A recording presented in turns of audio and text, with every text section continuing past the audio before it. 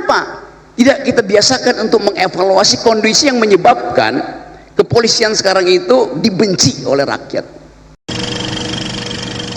Video ini adalah ringkasan dari pendapat Rocky Gerung saat menjadi narasumber dalam acara diskusi bertema penyampaian pendapat di muka umum, hak dan kewajiban, tindakan anarkistis menjadi tanggung jawab hukum di Auditorium Sekolah Tinggi Ilmu Kepolisian, Perguruan Tinggi Ilmu Kepolisian, Lembaga Pendidikan dan Pelatihan Polri, Jakarta Selatan, pada hari Senin, tanggal 29 September 2025. Bayangkan, sejak zaman Yunani kuno, mimbar selalu jadi tempat orang bicara.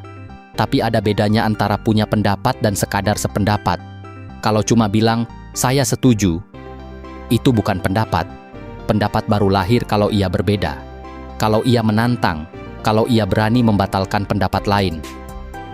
Dulu, tahun 98, muncul lembaga Kontras, Komisi untuk Orang Hilang dan Korban Tindak Kekerasan.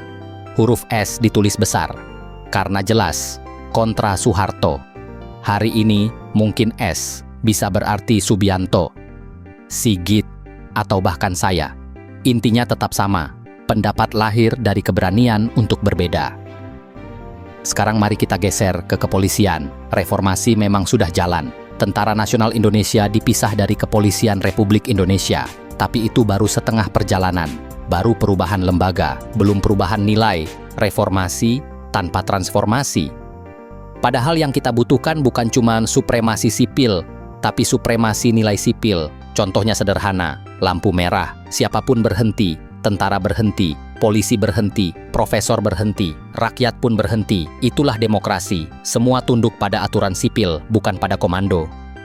Ada cerita menarik dari Riau saat demo besar, Kapolda Irjen Pol Heri Heriawan pasang spanduk besar. Selamat datang para pejuang aspirasi. Efeknya luar biasa. Mahasiswa merasa dihormati, bukan dimusuhi. Dengan satu kalimat suasana jadi cair. Itulah nilai sipil. Dialog lebih dulu, senjata belakangan. Karena sejatinya, polisi bukan musuh masyarakat. Polisi adalah masyarakat sipil yang dipersenjatai. Bukan untuk menakut-nakuti, tapi untuk melindungi.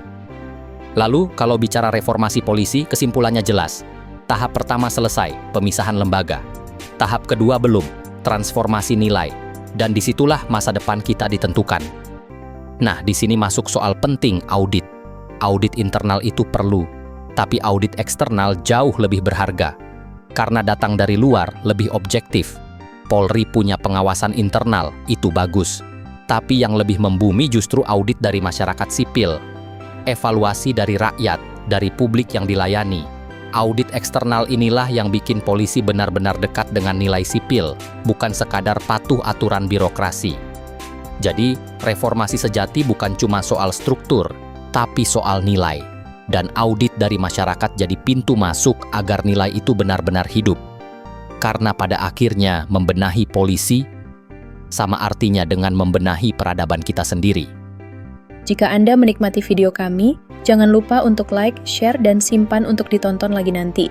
Pastikan juga untuk follow, subscribe, dan nyalakan lonceng notifikasi agar Anda tidak ketinggalan konten terbaru dari kami. Terima kasih atas dukungannya.